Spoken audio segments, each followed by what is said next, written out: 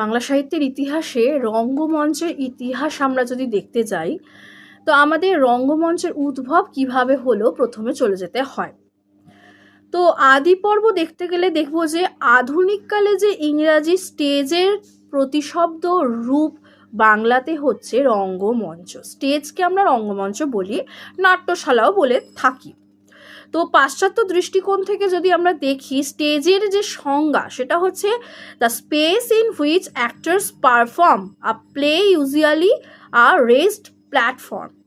In traditional theatres, the stage is an area like a room, of which one of the walls has been removed, allowing the audience to see the action therein, and apron stage just out towards the audience.